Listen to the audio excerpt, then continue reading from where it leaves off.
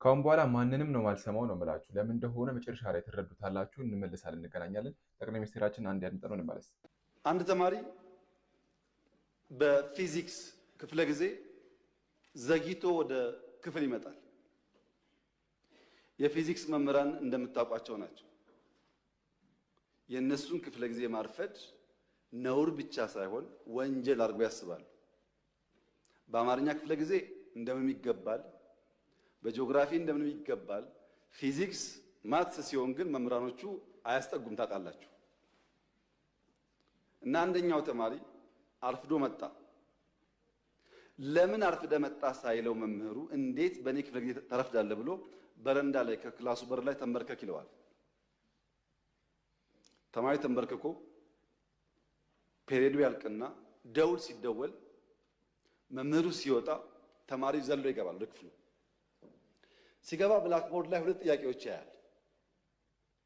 ሆምወርክ መስሎት እንዳያመልጠው ቶሎ ይጽፋል። ጊዜ አልነበረውም።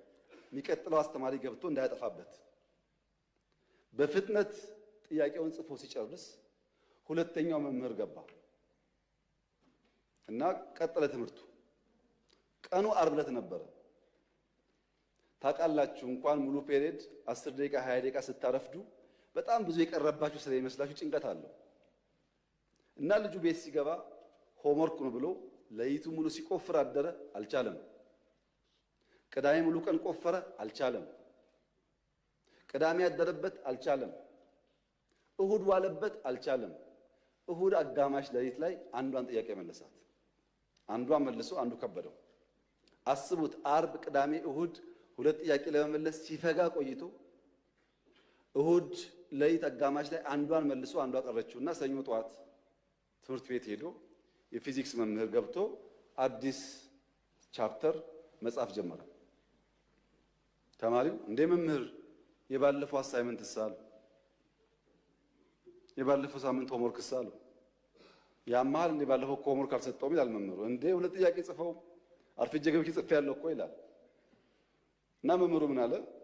እነዚህ ሁለት ጥያቄዎች እኮ በዓለም ላይ ያሉ የፊዚክስ አዋቂዎች ሞክረው አቅቷቸው ያልተመለሱ ጉዳዮች ናቸውና እዚህ ያለውም ተማሪ ጊዜ እንዳታባክኑ እንኳን እናንተ ሳይንቲስቶች አልመለሱትም ብዬ ጻፍኩላቸው እንጂ ስሩ እኮ አላልኳቸውም ማለት። አሃ እንደዚያማ ከሆነ አንዱ መልሼዋለሁ። መምህሩ ሲያይ ሰው ሲያሳዩ ለካ ትክክል አንደኛውን ፈቶታል። ዓለም አልቻለም የተባለው ለምን ስላልሰማ